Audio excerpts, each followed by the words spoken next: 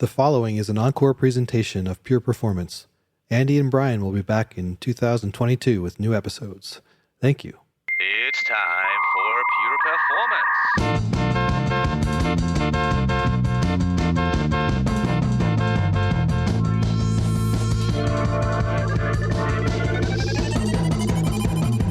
Get your stopwatches ready. It's time for Pure Performance with Andy Grabner and Brian Wilson.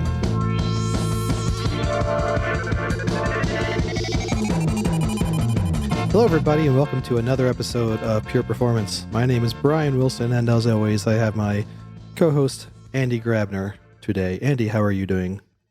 Really good. You're so polite all of a sudden. You made some terrible jokes earlier about me, and what's wrong? What's happened? Why are you polite all of a sudden? It's repentance. I feel bad. Okay. You know? Plus, the people on the other side of the speaker, they only have to know about our beautiful relationship. They don't have to know about the dark side and all that. Not the dirty secrets. Yes. That'll come out in 10 years from now when we're both on Skid Row with bad drug habits. It'll be like how it fell apart. Anyway, speaking of things falling apart, I'm going to try an anti segue. Mm-hmm. Speaking of things falling apart, right? Deployments fall apart all the time. New technologies fall apart all the time. A lot of times people go ahead and try to use the fancy new toy, and there's no good guidelines on how to get started. No good ways to say, hey, what could we have done if we only knew or had some experience to build on? Right, does this sound? Am I going in the right direction, Andy? Yeah, do you want to save me? Yeah, I'm not going to save you. I'm just continuing your thoughts. The latest new cool technology, as we all know, is Kubernetes. We had several people on the show lately talking about Kubernetes and what it all allows us, kind of getting us to the promised land of enabling every developer to deploy into production at any point without any problems, because it's endless scalable, it performs well, and you don't have to think about anything else other than writing a couple of lines of YAML code. just YAML, yeah. Just YAML, yeah, that's the only thing. One. The thing is now, so for real, we're all moving to that direction, right? Most of the listeners are probably already in Kubernetes. Some will have to learn it. And there are happy moments and sad moments. And we want to make sure that the happy moments, that you will have more happy moments than sad moments with Kubernetes. And this is why we brought Christian Heckelman on the podcast today. Christian from ERT, who has been, I think Christian, first of all, hi. I want to give you the word, hi. Hello. Hey, Christian, we've been working together for, a year or two or even more. I don't remember. I think it was Barcelona. So it's with all the COVID around, you cannot tell what year it is right now, right? Exactly. And you've been a part of the journey with, obviously Dynatrace and with Captain. But what really today is not about Captain, it's not about Dynatrace. It's really about your experience and your work that you're doing in adopting Kubernetes for the company you work for, and the things you've learned, the things you love, the things you don't like so much, things you would have wished you would have known before you get started. And you did a great presentation, which we're probably going to share. You titled it "How Not to Start with Kubernetes." A lot of great wisdom, a lot of great memes in there. And it's more kind of comic book. It's which makes it more enjoyable to learn and work with Kubernetes, right?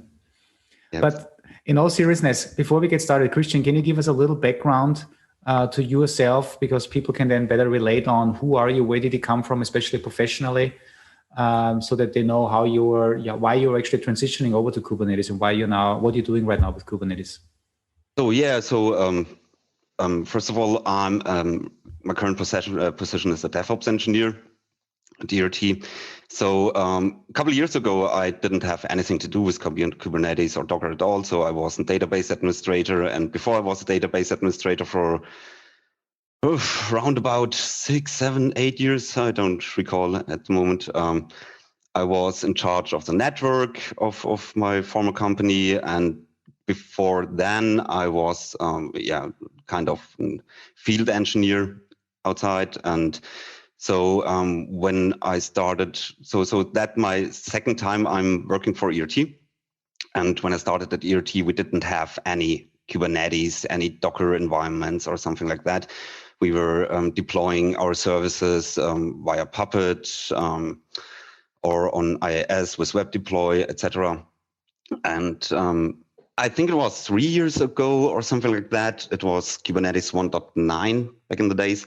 We started to having a POC because one of our architects were asking us, so hey, do you want to start building something Kubernetes because we want to utilize this as a microservice platform and so on. But there were also competitors there on the market like Docker Swarm at this time and Mesos, for instance, and we did that comparison.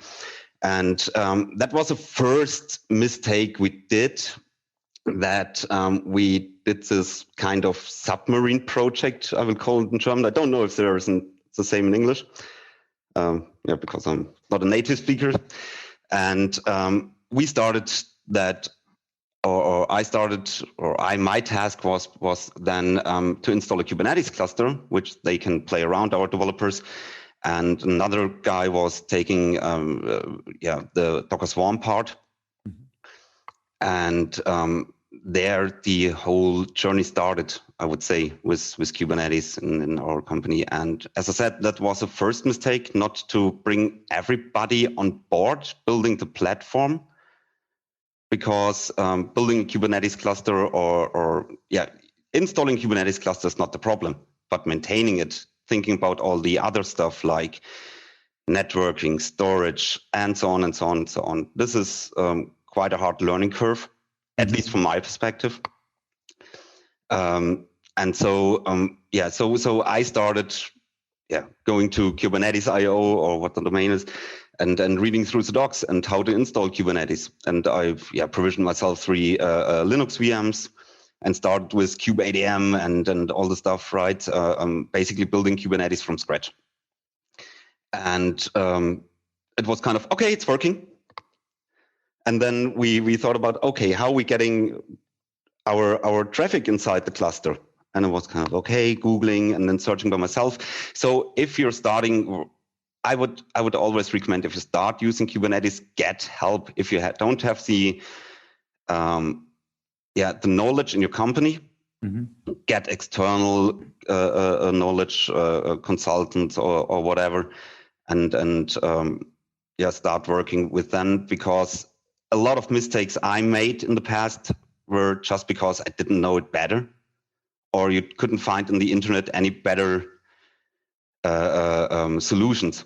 So that's quite a big challenge running Kubernetes, especially if you're running it on-prem, right? Yeah. So running Kubernetes on-prem is pain in the... I just wanted to ask a question about that, because it's an interesting topic. Andy, as we often discuss with guests, a lot of times they're experimenting on your own, just like you were, Christian, and it's hard to get buy-in until you can prove something out. So what you just proposed there about getting external help, if it's paid, is sort of one of those chicken and the egg problems, because how are you going to get budget to get external help if you haven't proven something out? Maybe haven't even gotten buy-in yet from your management. Obviously, we've always seen success cases on migrations have been with upper management buy-in. But if you're doing this from the ground up in the submarine project, how would you recommend somebody goes about? Are there free external resources that you're aware of? I know you mentioned something about the internet. At this point now, as opposed to when you started, are there some resources people can leverage that they wouldn't necessarily have to go to a paid level yet that they can start at? Or how would someone tackle that from your point of view, Christian? So when you are using, or when you want to deploy Kubernetes, there are great provisioners. So tools you can use to start with, and which will give you the ability to spin up a Kubernetes cluster, a quite stable one, without the deep knowledge. Like I stumbled across Rancher, which is an open source project, but even though they're buying, or you can buy from them professional support as well. But if you want to provision some clusters, they have a quite good documentation on how to do stuff, configuring ingress and load balancing on your cluster, and so on and so on and so on.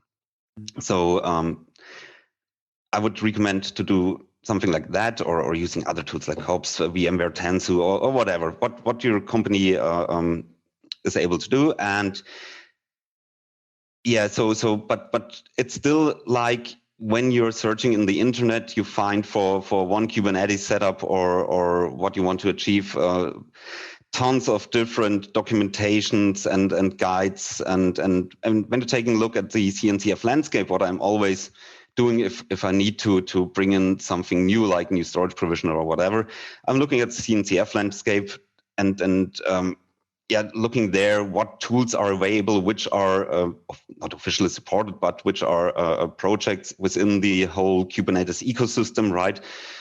Not relying on some weird GitHub repos with some scripts in it. That's basically what I can tell the people. And even though if you're starting with your Kubernetes, you have to think about what kind of workload you want to run on your cluster. Mm-hmm. Right, it's not only here building a cluster and then shifting everything from your big monolith into a container and throw it into the cluster. I think this will make you not happy to operate the cluster, right? Because you will find a lot of side effects here and there. One of the resources that I found recently it's called Tech World with Nana. She is an amazing YouTuber on technology topics. She's actually in Austria. She's from Vienna. And I reached out to her, and Brian, we may have her on one of the upcoming podcasts, hopefully once she has time. But she did an amazing set of tutorials, and she has like several 100,000 views on these tutorials. So a lot of them are free. Most of them are obviously free on YouTube, giving you like a 4 hours or an 8 hours course on Kubernetes, getting started with it. So I suggest folks will add the link to this as well. But to kind of, Christian, what I hear from you is, and this is also part of your presentation, right? Don't start with installing Kubernetes from scratch. When by now time has passed, there's many options to really, get started with Kubernetes. And maybe even you just go to your favorite cloud provider and then you just spin up a managed instance there. Right? Yeah, absolutely. So, but even though if you're starting on a Kubernetes cluster, if it's a GCP or an EKS cluster or what it's called in Alibaba Cloud, I don't know. I would say if you only have to support one kind of application, or your company is really small and you don't have any a lot of dependencies across your environment, like services needs to talk with services on your on-prem environment and a lot of routing and so on, then spinning up an EKS cluster it's really easy, right? But as soon as you have to connect all the services with your legacy applications and so on, then you still need to figure out, okay, how I'm sizing my VPCs, how I'm doing routing there, how I'm doing security, and then all of the stuff you need to think about. While, of course, something like load balancing. So one of the things I learned was running Kubernetes on-prem. If you want to run a load balancer, you first need to have something like MetalLB in place. So you can have a floating IP around your cluster and then setting on top an ingress controller to distribute the traffic inside of your cluster. And if you're running this in let's say managed system, then you have to think about the costs as well, right? Mm-hmm. Sure, you can install an AWS, the AWS LB controller, and every time you're deploying the service, it will spin up a complete entire load balancer for you, which is great. But if you're having a couple of hundreds of services running on your cluster, then it will be getting quite expensive. Yeah. Right, having 400 load balancers here in place, and then you should think about, okay, I need an ingress controller for them, because not all services needs to have their own load balancer, right? And so on. So there are still considerations you need to make when you're running on a cloud, but it getting much easier, because a lot of issues I had was just because of the fact we didn't know how to configure or having best practices in place for your worker nodes. Let's say some system settings on your, in our case, CentOS machines, right? Which was, so little story here. I had the issue that with CentOS and XFS file system, the slab unreclaimable cache was filling up, and worker nodes were crashing out of sudden. And this was all because of a lot of mounts which were made from one of our deployments. And we didn't know why. So it's and you have to dig into the kernel crash files and reading a lot of kernel bugs and so on to find out, okay, when I change the file system to ext4, we don't have this issue anymore. And this is what you don't have to think about when you're running on an EKS cluster or a managed cluster, right? But you still have to think about other stuff you need to consider, like load balancing I mentioned before, right? Mm-hmm. Yeah, so I mean, you bring up a lot of points that I didn't run through into each of those because I'm not as deep down into the weeds and having to provision and manage these Kubernetes clusters for a whole organization, but just for the work we've been doing with Captain, where we have been, providing different ways to stand up Kubernetes clusters, whether we give people instructions on how to use EKS and AKS or something like that, that's kind of easy. But then people are not familiar with Kubernetes and maybe they want to run it on a K3S, as you know, right? We've been using keys or micro Kubernetes.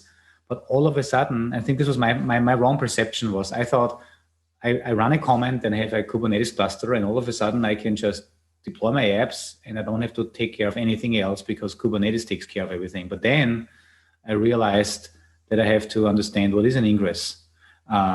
What can I configure on an ingress?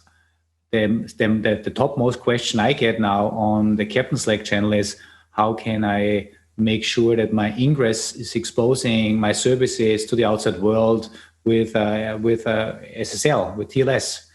And these are all things that I, coming from my background as a developer, never thought of. I've never had to think about networking. I never had to think about security.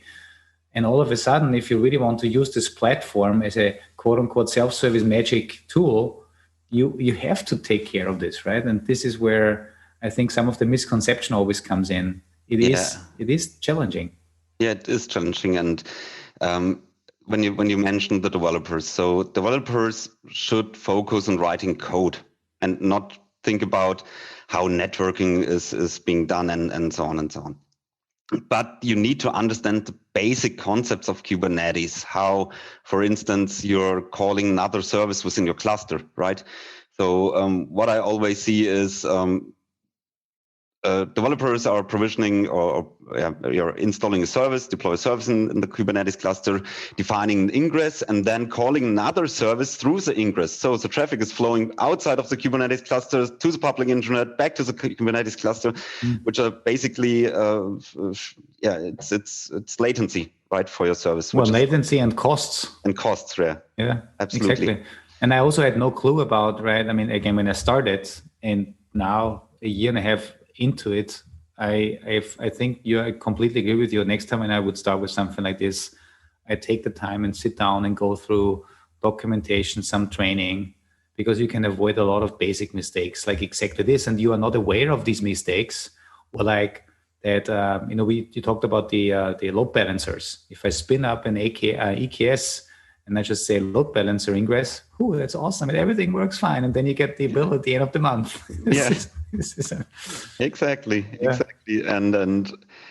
And also other mistakes. So there's one slide in my presentation where I'm is this Oprah meme with everybody gets admin, right? Mm-hmm. This was in the beginning.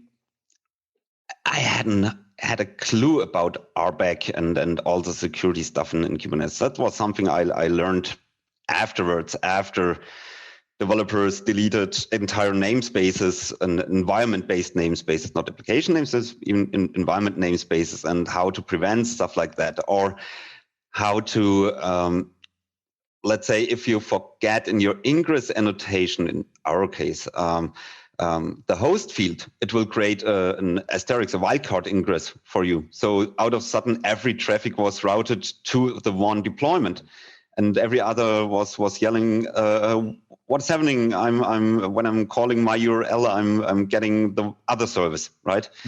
And so this was, I could mitigate this using the open policy agent, for instance.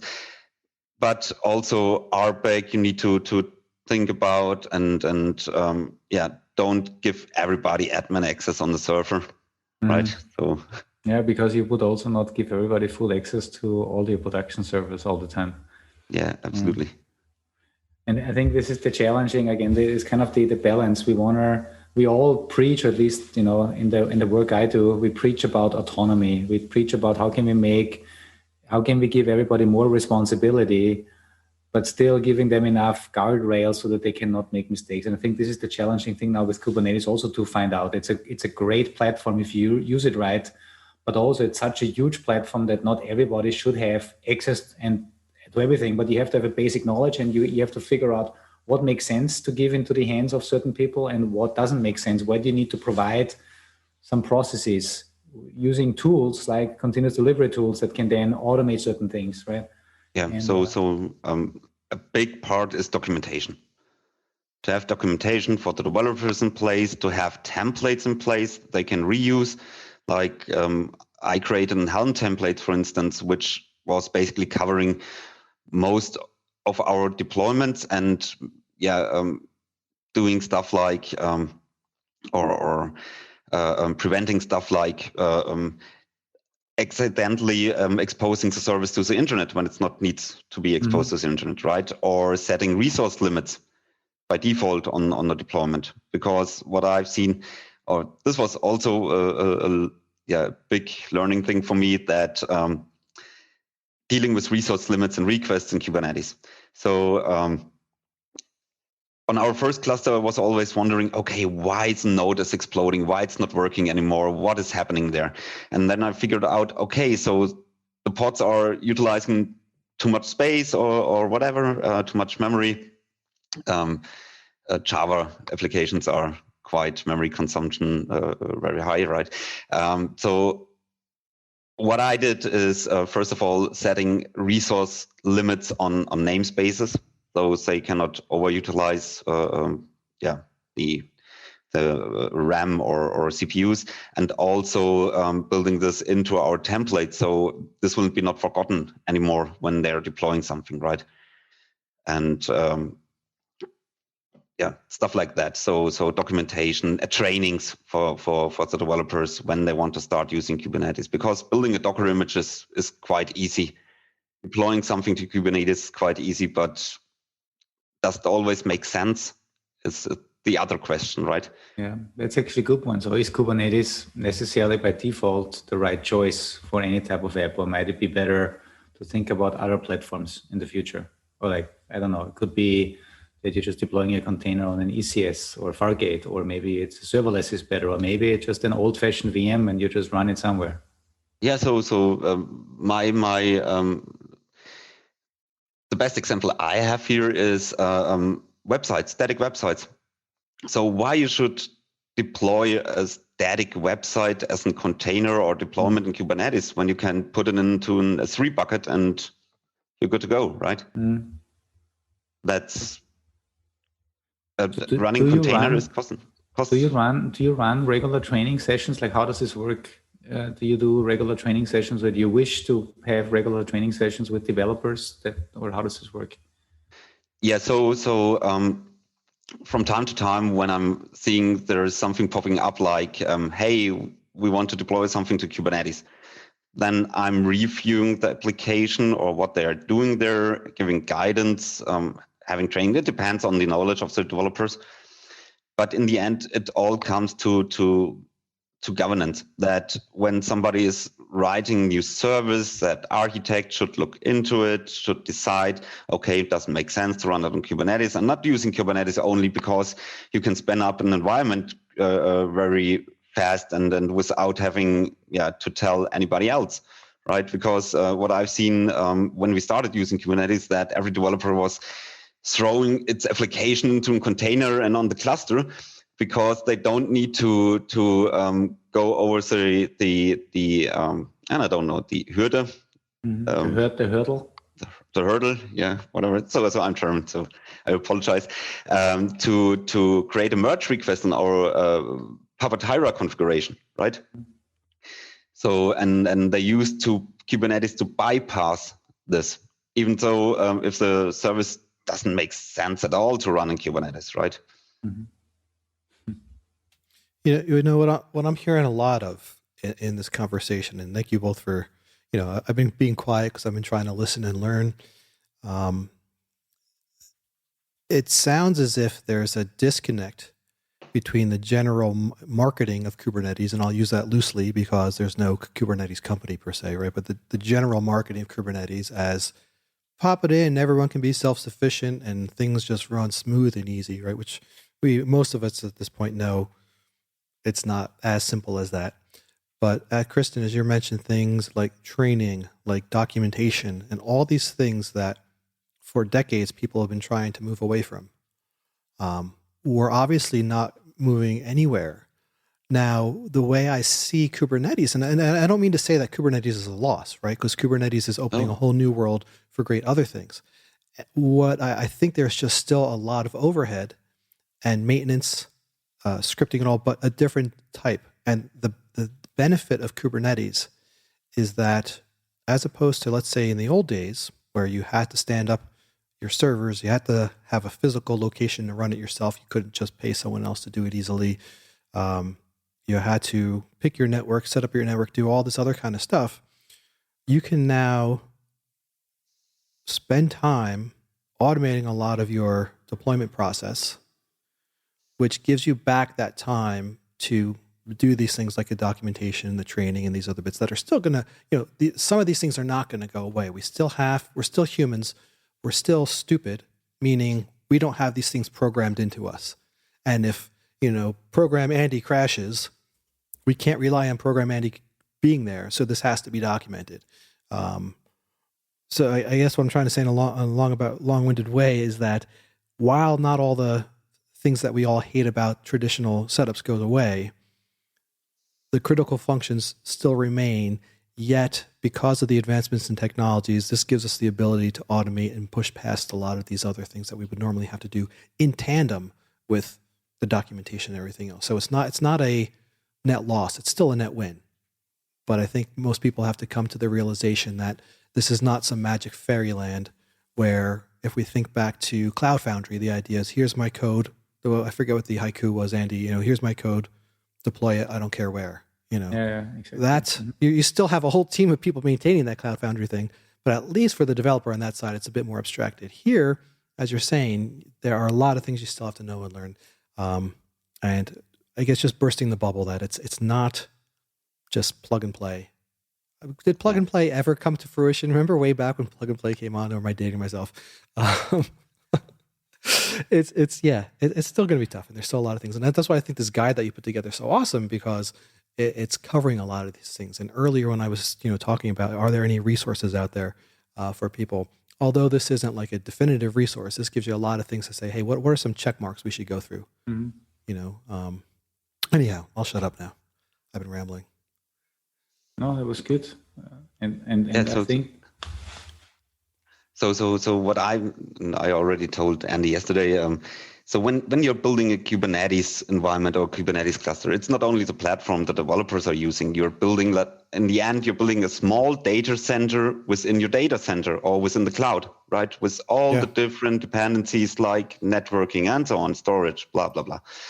And you need to think about the stuff when you need people who are taking care of the stuff as well. I mean, I had a little smile on my face when Google announced their autopilot feature of Kubernetes last week or this week. I don't remember, which are taking away a lot of administrative tasks, but also saying, okay, you can now only use this kind of networking provisioner or CNI plugin or whatever, right? Mm-hmm. But it's basically, in the end, you can only control the complexity if you're reducing the number of potential combinations that make it so complex, right? That's why it's an opinion. It becomes an opinionated platform. And we're back to Cloud Foundry, as I mentioned once in an episode several months ago. Yeah, Right? and I think they had an idea there. Yeah, I completely agree with you, Brian. And I think this is also what we all try to do, right? We try to leverage the new shiny thing, but then we learn while it's great and powerful, it in the end doesn't make us more productive, or at least not the developers. Therefore, we need to come up with a very clear, defined, prescriptive, opinionated path of doing 80 or 90% of the work. And for the rest of the 10 remaining percent, yes, we may then need to go and look into some other options outside of our opinionated way. But I agree with this is also why we invest, so much on standardizing things, whether it's open telemetry, whether it's the stuff, and now I say it with Captain, right? We try to, it's all about making it easier to get work done on top of something that is very complex. But we also have to narrow down the complexity, because this is also why if you look at what we ended up doing with Captain, we are really narrowing it down now to say, if you want to try Captain, then you take a Kubernetes cluster, and we want you to use, let's say, Istio as a service mesh, and we just give you in the first iteration of Captain, we said it is deploy, test, evaluate. This was super easy and super clear. Now we went a further step, because we had people that say, well, we need more flexibility, but still by default, we give this prescriptive approach and say, this is how we think you are most productive in deploying this particular type of technology or app or service. And if you use it for 80% of the use cases, we think you're going to be fine. And for the 20%, you can turn some knobs, and you can change our opinion to be closer to your opinion. And I think, Brian, we had a similar discussion in one of the episodes we recorded that hasn't aired yet as of today, but I think it was with Baruch, if I'm not mistaken. Oh, yes, the liquid software. The liquid software, same thing. Yeah. Well, by the time people listen to this, it will have aired. It's the previous episode, but yeah. Christian, I know in the end of your presentation, and we will share it. You have a nice conclusion, and as I think Brian highlighted before we started the recording, there's a nice meme on there. It says the H in Kubernetes stands for happiness. But you have a nice summary of points of things that you want to be careful with, like don't deploy a production cluster without the review of a professional. Right? That makes a lot of sense. And train the people. We already covered that. The templates. I know you covered it slightly, but I have a question on templates.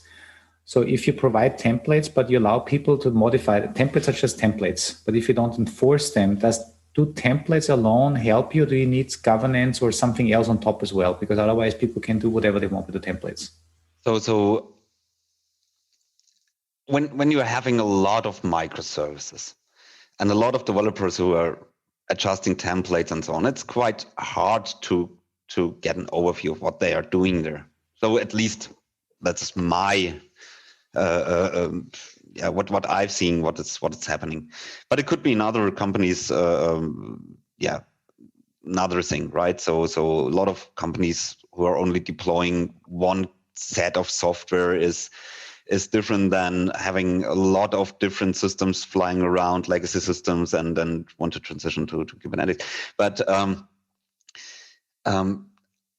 in my opinion, you still need to have some kind of governance who are looking on new services, new deployments, which are then going to Kubernetes cluster. So developers could play on one cluster if they want, right?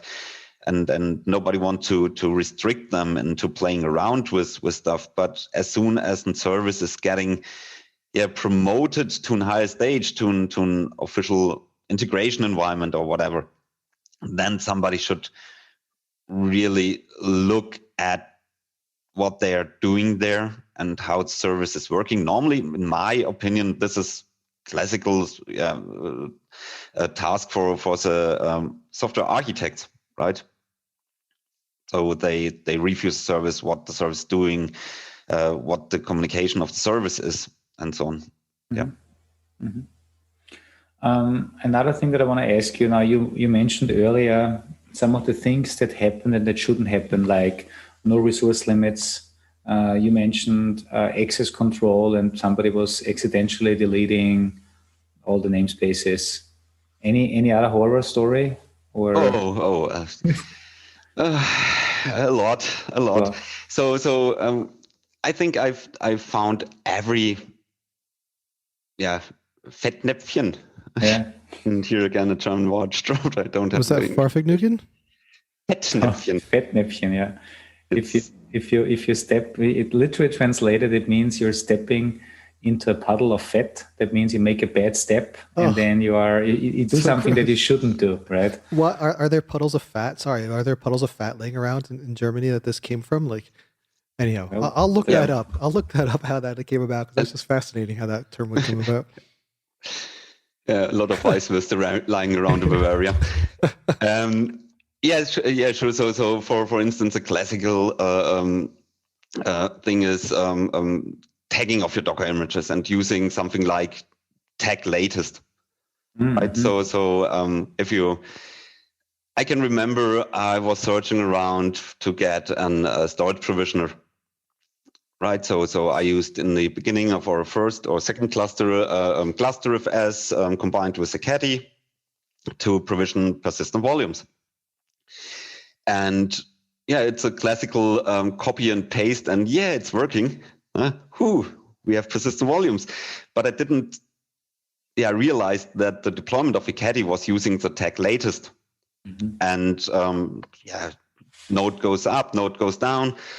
And all of a sudden it was it was using for at the end the image pull policy always, which means every time the pod getting restarted, it will be pulled in the latest image from your caddy, and all of a sudden our storage provisioning was not working anymore, and it was kind of, okay, what's going on here? And then you have to dig into the problem and why it's not working anymore, and so on and so on. And even developers were using, for instance, a heavily used image. It's Alpine, and they're using Alpine latest. And I can remember in Barcelona at the Perform, on one day there was an vulnerability found in the Alpine image for empty root password or something like that. And they updated the Alpine image. And I was getting pinged by everyone in our company, or a lot of people kind of, hey, my service isn't working anymore in Kubernetes. Kubernetes down, help, world is on fire. And I was kind of, but your pod isn't working at all, right? It's, what should I do? Kubernetes is working. So your pod isn't starting up, and have you tried to run the pod locally, for instance? That's also something I've seen a lot, that developers are just using the CI/CD tools to build their containers and throw it in the cluster, and really developing inside of the cluster instead of trying, is my Dockerfile building my application? So I have a lot of tickets regarding, hey, my deployment isn't working. But your Docker file could not be built. So try it locally, fix it locally, or then you can avoid this turnaround times for fixing stuff like that. And especially because then you become the bottleneck, and you deal with things that you shouldn't deal with, because these are basic things that should be checked beforehand. Absolutely. Yeah. I mean, for the latest, latest tag, isn't that something where OPA comes in, the Open Policy Agent, that can be used for that, to validate no latest is used? Yeah, sure. And I think it should be possible with OPA, OPA, or how it's pronounced in English. I don't know. Open Policy Agent. OPA. OPA. And OPA is German and means grandfather. Yeah. Yes, my mom had a friend who's what was the grandmother? Her German. Yeah, Opa. Yep. I knew this from that, but I forgot what it was. I just know I heard it. So I'm just pretending. I'm pretending to be cool with you guys. Yeah, but I have a question on the Christian. Do you also say Oma and Opa, or do you say Großvater and Großmutti? I'm saying Oma, Opa. Okay. But it depends on the region in Germany. Yeah, same here. Same here. I guess Oma and Opa is very Austrian everywhere, I think. But As you know, I'm a little bit Austrian. yeah, It's funny because when I know this total sidetrack, but when I was Yeah. but I just have to say this because a lot of times there'll be music that I like, and I always want to go to Andy with it, but I'm like, no, it's German, it's not Austrian. And I'm thinking like, well, is it close enough? And then I'm like, well, is Canadian close enough to United States? I'm like, nah, totally different. They speak the same language, but it's different enough. So I don't. That's why I don't bother you with the German music I listen to. No problem. So Andy, I'm the master of sidetracks normally. Yeah, but so speaking of this latest, just to clarify, right? Because I'm pretty sure I understand what the deal is, but for people who might not understand what people are doing, what it sounds like people are doing is instead of saying which version they want to get, so because a lot of times when you're getting something from Docker or GitHub or something, you just say latest, and that's a default tag that gets applied to whatever the latest push is, right? That's not something that people necessarily even put on their builds. But the latest will always just get the latest. So the recommendation would always say use the specific version that you want instead of just latest, because obviously if you're always getting latest, so as soon as someone updates it, you're going to get that new one. You have no idea what you're going to get. And another one, it's a security, I would say, issue as well. If you're pulling some images straight from Docker Hub, you are not aware of what is inside the image. Even popular public images couldn't be compromised. Mm-hmm. And so I always recommend to have a set of base images which developers can reuse in your own registry, which you scanned and released for official use for your developers. That's one of the things I would recommend as instead of running all the stuff. But as Andy asked me for other mistakes I've seen. So despite the fact, and I should call my Twitter handle Grumpy Admin after this show, because I'm only complaining. But Kubernetes is great. Kubernetes is great for automation and so on. But from time to time, you're thinking about, okay, classical example. Somebody is deploying an application, and it's kind of, okay, I've deployed 2 pods, and you kind of, okay, and where is your auto-scaling configuration?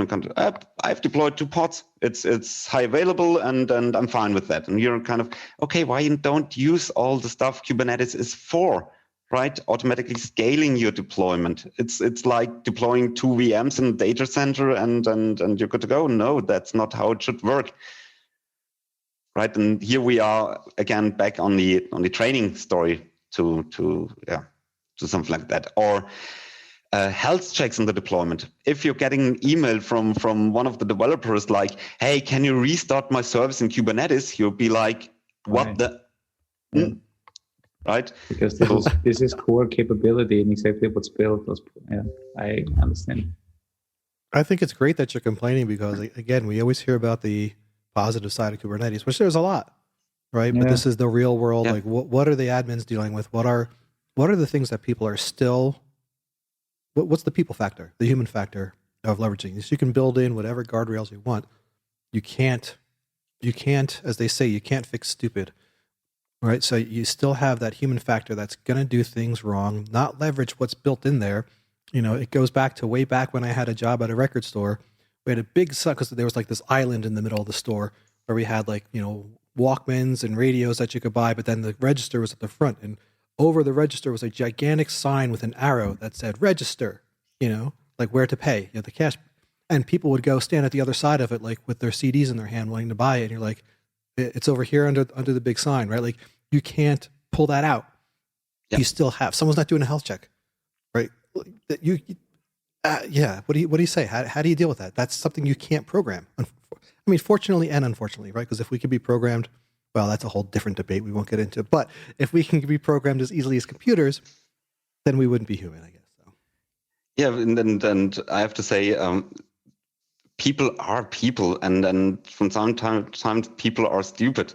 So and I see it every day at the moment, because in front of my window they are rebuilding a bridge, and they closed the streets around it.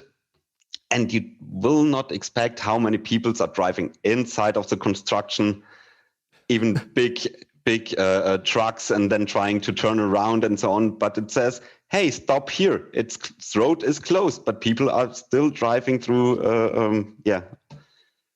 this construction site. And it's the same with developers. It's the same with administrators. It's, everywhere is the same. And I'm not better. So No, not at all. We all make mistakes. It's good to hear about them, though. Yeah, and also there was this episode, I cannot recall her name, but CD version 2, right?